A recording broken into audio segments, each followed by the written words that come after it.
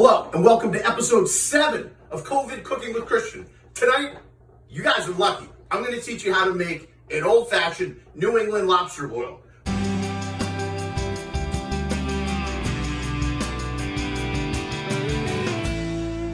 Tonight's episode brought to you by Newport Craft's brand new beer, the Gooseberry Gose. Let's hear a little bit about this beer. A nod to Newport's renowned Gooseberry Beach. My great-grandfather was one of the founders. Our Gooseberry Gose is a light, refreshing German-style ale. Gooseberries in the brew, there's gooseberries in the brew, lend a bright tart and slightly sour flavor, while cushioned coriander, I don't know what that is, adds contrasting subtle herbal notes. Finally, a bit of fresh Atlantic sea salt, harvested locally by our friends from the Newport Sea Salt Co.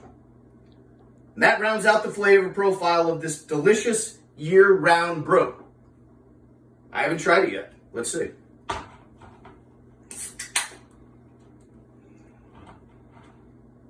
Cheers.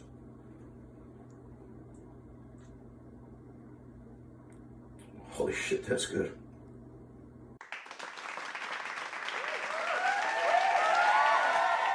I can taste the gooseberries. I can taste the salt. Gooseberry Gose. All right, so now if you're going to do a classic New England lobster boil, you need lobsters. I brought my boys today. Lenny Lobster, Larry Lobster. Now, these guys are actually pretty chill, but I want to show you guys a trick. Here's how you hypnotize a lobster. So you want to do it, put him down the cutting board. You just start rubbing right there on the top of his head, right? Right between his eyes. You lull him to sleep. Oh, hey, dude. It's all good. Just go back to sleep. Jesus Christ, what the fuck? Go to sleep. We're going to put him face down. Right on his nose. We're going to continue to rub on the head. Speaking of the head. So, when we were kids, we had lobster every once in a while. So, my sister Erin was petrified of them, though. And, my parents would let me, have lobster races on the kitchen floor and all that fun stuff. So, this one day, Erin's freaking out. Oh, get the lobsters away from me. And my parents were like, Christian, get the lobsters away from your sisters. But I didn't really listen. So, Erin was in the bathroom. She went in to go pee. She's 5 years old, maybe. And I'm probably 8 or 9. I go in with 2 lobsters. She's on the toilet. And I'm like, rah! And what happens? She fell literally right into the toilet bowl. I'm pretty certain that there's a picture of her somewhere. If I can find it, it's going in this video. Now watch this shit. It's like a yoga pose. It's actually kind of humane, right? We hypnotize them. Look, this motherfucker's out. And voila. 2 lobsters hypnotized. I'm like fucking Aquaman. I can talk to the sea animals. Thing is, it goes back to when I used to lifeguard at Second Beach. Oh, yeah, there you go.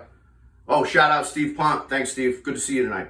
With masks on, don't worry. We were 50 feet away and we waved at each other.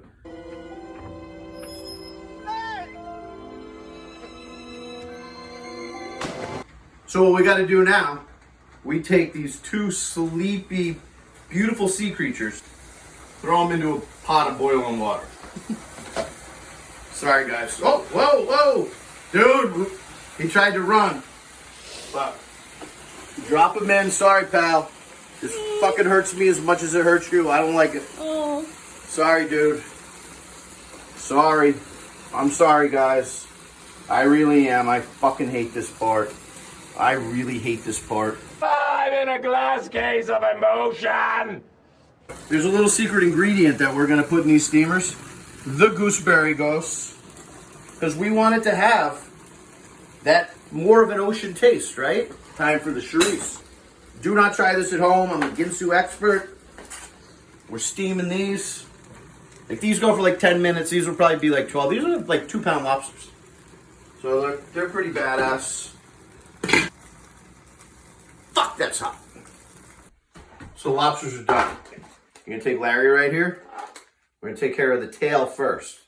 right? Just gonna bang it, take it out. You got the tail. You're gonna snap off his arms, scientifically called claws. You're gonna throw this body, unless you're gross and you eat it. Guys, this is what you gotta do, by the way. Do not cook a lobster and just drop it on your girlfriend's plate or your wife's plate or your mom's plate or any girl's plate and expect them to do the work. They can do the work, obviously, but it's kind of just like, that's like a thing that you just have to do. Dealing with the claws. You want the spikes up and down. Oh, that one right in my fucking eye. You're gonna annihilate the knuckles. This is a feast, dude. Any seafood restaurants want to hire me? For free. I don't want to get paid. But I'll come in, I'll do the COVID cooking lobster bake, lobster boil. I'm telling you, I'll put asses in the seats. So now it looks like we got everything going. Now, quick aside.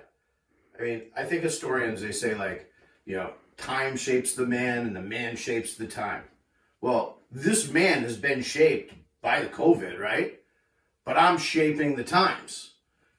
I didn't know that I was going to be the COVID Corona cooking king and have Jesus Christ himself come down to earth and be like, dude, you are the greatest chef on the history of this planet from now on. Listen, JC is my buddy. I was an altar boy. So if anyone gets mad, I was an altar boy, whatever. So you got some potatoes. Grandpa Mickey says, eat some chorizo. Don't worry, I wash my hands about 1,000 times. I hang out with Cat Goss, if you haven't noticed. A little bit of corn. You got your gooseberry Gose. This shit's delicious. Did I tell you that my great-grandfather was one of the founders of Gooseberry Beach? Luke Kern, Doc Kern.